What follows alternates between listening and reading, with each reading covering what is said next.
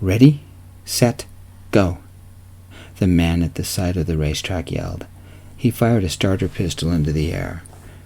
The bang signaled the start of the 1,500-meter, the third-to-last race for the University of Las Vegas track meet, as we battled it out with San Diego.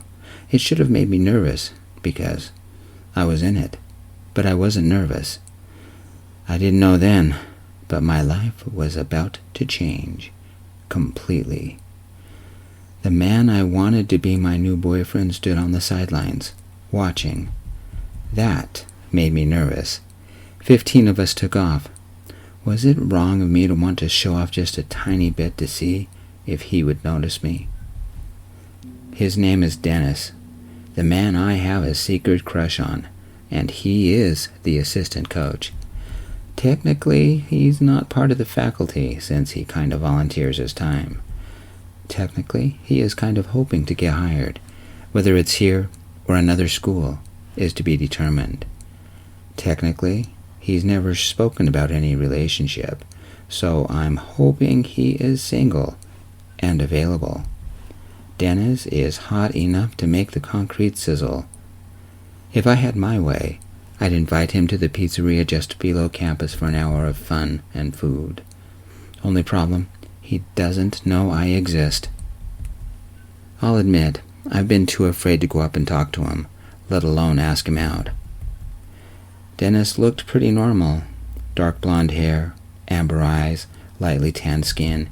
He wore a white, sleeveless t-shirt with a burgundy stripe across the chest, black jogging shorts, no-show gray socks, and worn Adidas. If I had to guess, I'd say he was a year older than me. Did he know I wanted to date him? I'd been working up the courage to ask him out for weeks, but to him, I was only another guy on the team roster. Maybe it's better that way. I started running, vying for the best position. This early in the race, position barely matters, except it's best not to go too fast or to get too far behind the lead racer. Best to stay within 5 meters so that when he tires out, I'll have a good chance of passing him during the last leg of the race. As I ran, I thought about the race. I thought about winning. I thought about Dennis. Life was too short to live it on the sidelines. As a senior, I didn't have much time left in the semester to ask him out and see if this relationship could go anywhere. After today, we had only one meet left. Since there were no grades involved, the ethics committee would see nothing wrong with us fraternizing. Why was I nervous about asking him? Because, though we were nearly the same age, he was technically, kind of, my coach, and a relationship could make things awkward. But in a week, it wouldn't matter. I ran the race, holding a steady pace until the last 100 meters or so. It took a bit of work, but I pushed myself to stay even with the lead runner. We paced ourselves, trying to outdistance the other, but never succeeding. The finish line came into view. The crowds began cheering, some for him, some for me. I pushed harder. He ran harder. The last 10 seconds of the race became a game. One of us had to win. We crossed the finish line together. We both slowed and quickly hugged each other. "Good race," he said. "You too," I said. We laughed. I think we both enjoyed the finish. It was close, the announcer said, but the final photo shows that the winner is UNLV, Scott Watson. He was literally ahead of Andre Sanderson by only inches. Scott Watson? That's me. I won. Several of my teammates ran down and congratulated me. Me and the man I'd been racing, Andre, shook hands, and he once again said, "Good race. We'll have to go it again sometime." One of the coaches came up and slapped me on the back, as did a couple of my teammates. Did Dennis notice me now? No. He was getting the racers ready for the next event. What event was next? The 100-meter. I took a deep breath and walked over to him. It wasn't the best time to ask him out, but it was almost the last time I could do so. I was a little nervous and said, "Hi?" He grunted and stared at something on his clipboard. "Do you want to go get a coffee or something later?" I quickly asked. He looked up and locked eyes with me. Why did I feel like I wouldn't like what he was about to say? Because I didn't. "Scott," he said, his voice carefully stern, "I appreciate the sentiment, but you need to understand that I'm not gay, and I'm not into experimenting. I also have a fiancé. The answer's no. You need to move on." Slam a brick into my forehead. That wasn't the answer I expected. Shot down in the prime of winning. So I quickly said, "I understand. When's the wedding?" "September," he said. "Good luck," I said. "Thanks. Now get you a water bottle and find someone else," he said, his voice turning stiff and cold, and he quickly looked at his clipboard. Had he just dismissed me? Guess so. This sucks. I have the worst luck finding the right guy, or any guy. It could have been worse. I could have asked him at the beginning of the season. Man, would that have made things awkward. Time to do like he said, and move on. Not the first time things didn't work out, and most likely not the last. I took a water bottle from the cooler, leaned on a railing, and sipped the cool liquid. I watched the next race, the 100-meter. Shorter races meant sprinting right off the bat, while longer races meant staying with the pack until it was time to break free. Sometimes being gay and finding someone to date is harder than it looks. Some estimates are that 5% of the population is gay, but maybe up to 10% in some areas. That sometimes means that picking up people in public places means a lot of rejections. Rejection always stings, like right now. That's why a lot of action happens in gay bars or gay gyms or with gay dating apps. Lot lower chance of rejections. Lot better chance of finding someone to spend an evening with. However, spending an evening with someone is not the same as developing a relationship. Those are harder to find. That's what I prefer. I like knowing more than a first name and the kind of car they drive. The guy I was racing, Andre Sanderson, leaned against the railing next to me, sipping his own water bottle. He casually said, "I heard you talking to that man," and he said, "No, I'll take you up on that coffee, but what if we turned it into dinner and drinks instead? I don't drive back to San Diego until tomorrow night. Know a good club? Because I don't know Vegas." I glanced at Dennis, and for a moment remembered the frustration of his rejection. It was obvious that there would be nothing between us. Ever. Good thing Andre had come along. This seemed little more than a one-night hookup, but I kept my protection in my wallet, so I could be prepared at any time. So I quickly said, "Have you ever heard of the Starburst?" "Lead on," Andre said. "I'm starving." It seemed a convenient and casual hookup, but it wasn't my first convenient fling. Sometimes they just happen. "Let's get burgers first," I said. "There's this diner, Mildred's Diner. They have great food. I'll treat and I'll drive." "Great. I'll get showered and changed," Andre said. 30 minutes later, we met out front and drove to Millie's. I had the jalapeno burger. He had the Hawaiian. We shared an order of fries and topped it off with a caramel chocolate chip shake for me and a strawberry blueberry shake for him before we went dancing at the Starburst. As hookups go, it was one of my fun ones. Andre left about noon on Sunday to head back to San Diego. We kept in touch. I told him about graduation and finding a job. He told me about the drama with his friends. We met up once after that for a casual hookup between Christmas and New Year's the following year, before we decided the nearly 5-hour drive between Vegas and San Diego was a bit much. We gradually stopped calling and texting and moved on with our lives. We ended as friends. I thought our casual relationship was over.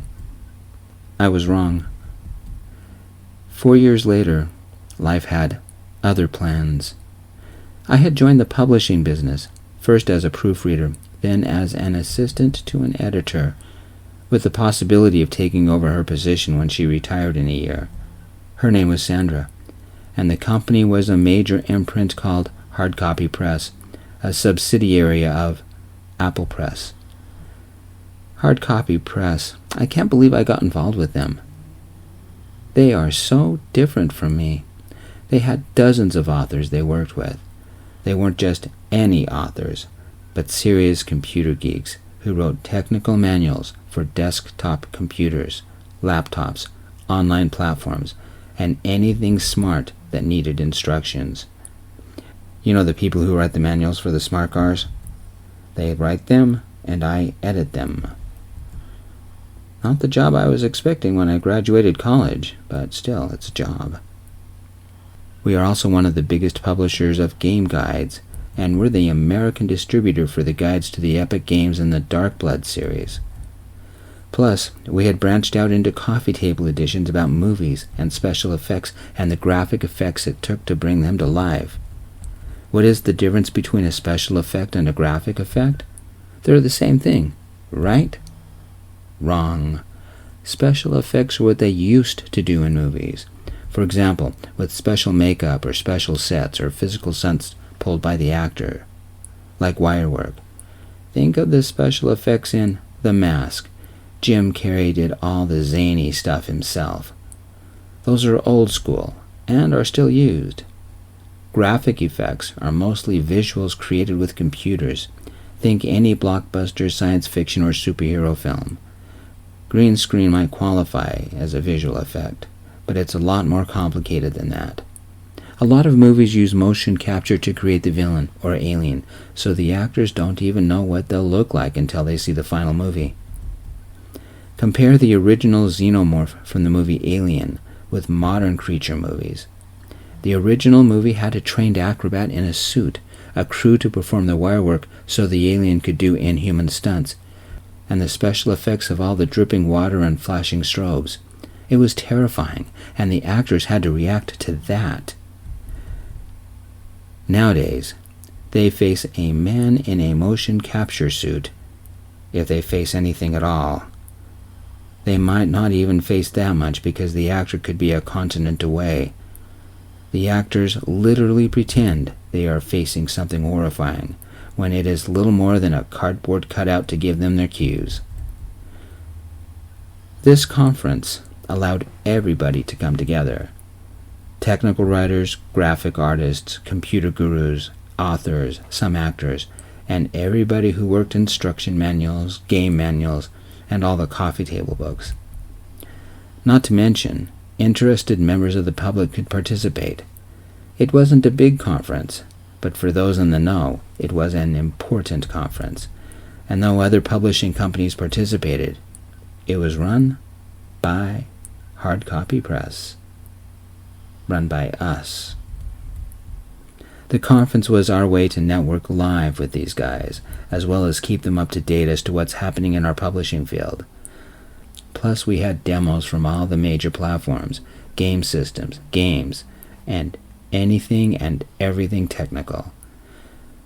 Don't ask me how, but we even had representatives from all the big-name colleges in the surrounding states, looking to both recruit new students and make connections so they could arrange for some of their graduates to possibly get hired. As an assistant, I'd helped arrange all this, booked all this, scheduled all this. Unfortunately, I had no free time for the last 2 months. Sandra let me schedule my 2-week vacation the week after this ended. I would need it. I sat at the coordinator's table, wearing a headset and listening to a little bit of everything. They needed more pictures of ice water at some of the tables. I sent someone to take care of it. Somebody had spilled a drink at another table. I contacted one of the janitors. One of the technical authors had started an argument that got heated. I let security know. Blah, blah, blah, this was boring. As I coordinated the mess, I went to the scheduling desk to refer to some papers for the next mess. I had no reason to, but I looked up at just the right moment. He looked like Andre, the man I had hooked up with years ago. My heart sped up a little, and I pulled the headphones off my head and left them around my neck. Memories of us racing together, of going out to dinner, of the passion from the nights we spent together. It had never been too serious, but I had developed some feelings for the guy. I quickly covered my headset's microphone and yelled, "Andre, is that you?" He heard me and looked around. The moment he saw me, his eyes widened and he graced me with a natural smile. "Scott? What are you doing here?" "I'm one of the organizers." "You?" I asked. "Me, my sister, and my brother-in-law are starting Xander Graphics," he said. "I'm one of the graphic designers. Our first contract is that alien dinosaur movie." We hadn't seen each other for years, but our hug was genuine, as was our kiss. I flashed back to years ago, lying next to him, having fun, calling and texting even though we lived so far apart. I quickly, diplomatically, said, "We should have stayed in touch." "What are you doing for lunch?" Scott asked.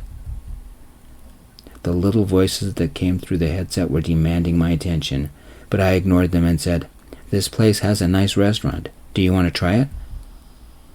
"How about 1 o'clock this afternoon?" he asked. "We have to catch up." "I'm at the coordinating desk, coordinating this whole mess," I said. "Come get me. Is your number still the same?" He nodded. We quickly hugged again, and I watched him disappear into the crowd. It felt good seeing him again, and I found myself reliving our very few dates, or the 2 times we had hooked up. Was I smiling as I adjusted the headset? Was I smiling as I took my place back at the coordinator desk? I couldn't wait until 1 o'clock. Unfortunately, one of the guest demos was late. The wireless microphones for another demo had lost their charge, and the replacement microphones couldn't sync with the hardware. And some guy yelled at one of the newbies as she was looking for new microphones. "It's only a microphone. If worse comes to worse, it will take 5 minutes to get a charged replacement from the closet." Some people think their problems are more important than anybody else's. I guess I should help her. I ran to the audiovisual utility closet, looked through 6 boxes, and found 3 fully charged microphones.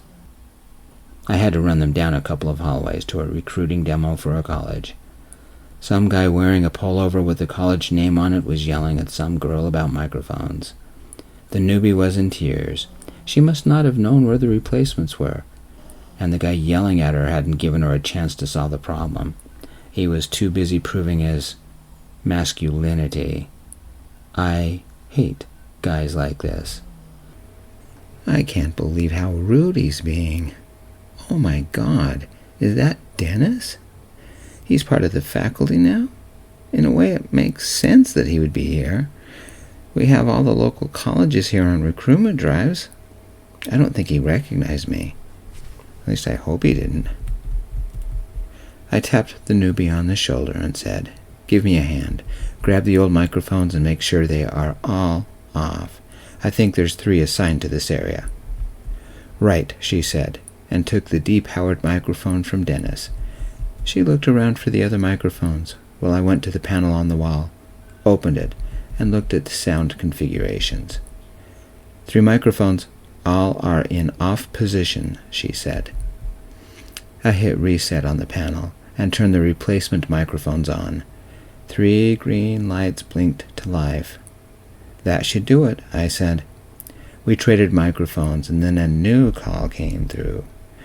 Best to get her away from Dennis the jerk who had a tantrum over a silly little microphone. Call came in from Stillshot Graphics, I said. "They're requesting more water." "On it," she said. She got out of there as fast as her Nikes could take her. "I thought you people knew what you were doing," the man sneered. "It's nice to see you again, too, Dennis," I said. "Excuse me, it's a busy day." I took one last look at Dennis. How could I have been attracted to him? He had been nice to look at, until he opened his mouth. Another call came in. Something about needing a 50-foot extension cord. No time to get lost in memories now.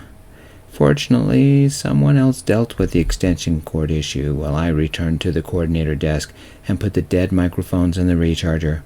It would take 2 hours until they were completely charged. However, 1 hour in, it was 1 o'clock, and guess who arrived at the booth? Dennis. He held a notebook out. I bet it had a list of complaints. I didn't need this, not now, because Andrew would be arriving any second. Dennis and his masculinity were on full display. Imagine living with that. Suddenly, I was very glad he had turned me down 4 years ago. "You'll have to hurry because I'm heading to lunch," I said. "You're having lunch when I'm having an emergency?" he yelled. "It's your job to serve me." I rolled my eyes. Did he really just say that? Sneaking up behind me and wrapping his arms about my shoulders, Andrew said, "Sorry, boyfriend. It took me a second to get away. Who is this guy?" "Boyfriend?" Dennis said. I turned a little and kissed Andre on the nose and said, "Believe it or not, we owe this man for introducing us. Remember that track meet when we first met? Dennis was the assistant coach. I asked him out. He turned me down. Then you asked me out." "I'm not gay," Dennis protested. "I remember you," Andre said. "Weren't you getting married or something?" "That's not important," Dennis yelled. "I have a list of things you need to take care of right now. Take your lunch break later." Andre's arm slipped off of me. Dennis, in his rude way, was right. It was my job to help people. But did it have to come at the cost of rekindling my relationship with Andre? The two of us had faded from each other's lives. But for some reason I couldn't explain, seeing Andre again awakened the old feelings and made them more intense. I had been a fool for letting Andre get away. It had been too long since we'd connected. I took the headset off, handed it to the newbie girl I'd helped earlier, and said, "The most important thing right now is having lunch with the man I love. When I get back, I'll help you." "I'll complain to your boss," he yelled. "Ask me if I care," I said, and took hold of Andre's hand. I led him away from the coordination desk in the direction of the Mole de Pollo, the hotel's restaurant.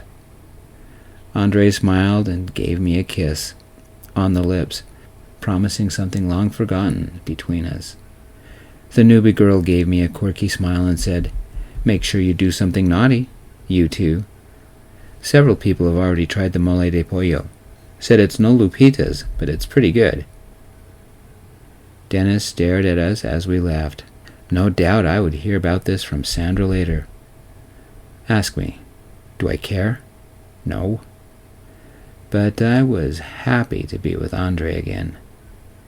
Andre glanced back, must have seen Dennis stare at us because he said, "Walk faster. You need a break before you explode." Andre always did know me. I wrapped my arm around his shoulders and hugged him close. We made our way to the hotel restaurant, Mole de Pollo, a Tex-Mex fusion restaurant featuring burgers and steaks with a Mexican twist, and they had us seated within 10 minutes. We ordered a black bean and roasted red pepper veggie burger with all the trimmings, plus a ton of spiced fries for me, while Andre ordered a medium-rare biscuit with the house chipotle marinade, plus a side of bacon fried string beans. Since it was lunch, and we both had to go back on duty, no beer, but I ordered a cappuccino for me, and Andre ordered a black iced coffee. Andre never liked cream or sugar in his coffee. Even after all these years, I still remembered. "So you're a graphic artist now," I said. Andre had left his hands on the table, and I reached forward to take one. He shifted his hand a little closer to me to make it easier, and as we talked, our fingers flirted with each other. "A business degree was the worst decision I ever made," he said. "But I shifted minors to art, focusing on creating graphic effects for the movies. It's my brother-in-law's dream, and it gives me a chance to work with art again." Our eyes made contact, and though it had been years, we smiled at each other. "Are you seeing anyone?" Andre asked. "Nothing has worked out," I said. "You?" He shook his head and said, "What do you say to dinner and drinks tonight, and a hot rum toddy back in my hotel room for, old time's sake?" Before I could answer, two things happened. The first was that our waitress delivered our food, hot and sizzling. It must have come directly from the stove. Andre's brisket was a steaming work of art, and it was almost enough to make me jealous. Except my burger with all the trimmings must be at least 6 inches tall. The second thing happened as soon as the waitress left. Andre looked at me, his mouth momentarily twerking into a sort of smile. "What is it?" I asked. "Do you remember when we spent the day at Disneyland?" he asked. "It was the best day of my life," I said. "Mine too," Andre said. We took a bite of our meals, and I placed my hand once again on Andre's and said, "Tell me what you're thinking, because you have that serious face." "Have you ever regretted something?" he said, dropping his gaze to stare at the brisket. I don't think he saw his food, but instead saw a memory. "I don't have any regrets. Well, I don't have many regrets," Andre said, "but I guess I have one big one." "What do you regret?" I asked. "What if there had been an us?" Andre asked. "I know, the commute was a killer of 5 hours, and what we had was fun. But what if we hadn't stopped seeing each other? What if we hadn't given up on what we had, figured out a way to be together?" "Do you regret what we did have, or what we didn't have?" I asked, and sipped my cappuccino. "I only regret," Andre said, "not spending more time with you." I found I agreed, but didn't reply. His next words surprised me, but they shouldn't have. "Is it possible to restart us?" Andre asked, but his voice became soft. Were those tears in his eyes? I pulled a ketchup-covered pickle out from my burger, ate it, and said, "We have the same problem we did years ago. I live in Vegas, you live in San Diego. I can't remote my job, and you can't yours. Our jobs still keep us apart." He smiled and said, "You always were the practical one. What if it didn't have to be that way?" "We still have tonight, and I have the next 2 weeks off," I said. "Let's go somewhere, just you and me." "Find a hotel, just like the old days, and never leave," Andre said. "Or fly somewhere," I said. Andre grinned and said, "Let's go back to Disneyland, for old time's sake. We don't even have to ride the rides because they have a ton of restaurants." "We could try a new one every day," I said. "It will be good to spend time with you." He moved to the seat next to me, and delicately, slowly, we matched our lips together. When was the last time we had kissed? Nearly 4 years ago. My lips remembered his, shaped themselves to his, became one with the warmth of his mouth. Our kiss was tentative at first, and as we remembered each other, he wrapped his arms about my shoulders and pulled me close. "I've missed you," he whispered. "Why didn't you call?" I asked. "I should have," he said. We broke apart, panting a little, staring into each other's eyes a lot. I relived the memories of the last time we'd been together, and it awakened something inside me. "I have a room upstairs," he said. "We can continue talking there." "I'm off duty at 4, and we can order room service," I said. We leaned our foreheads together. Our noses barely touched. His breath was gentle on my lips. The lust in me grew, and I remembered what we had shared years ago. "Even if only for a little while," he whispered, "will you come to San Diego to be with me? I can't come back to Vegas. My sister and brother-in-law are depending on me. But I would like it if you could come to me." There I was, the choice neither of us could make 4 years ago, but it had come back. I had a decision to make, one that would affect my entire life. Do I stay in Vegas and live it safe, or do I chase after the man I once loved? And, maybe, still love. It meant I'd have to close down my entire life in Vegas and move to San Diego, find a new job, find a new place to live, find new friends, and restart my entire life. Was Andre worth the sacrifice?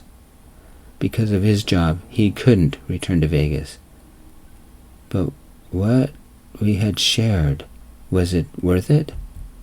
I looked into his pleading eyes, searching his face for an answer. Was I ready for something like this?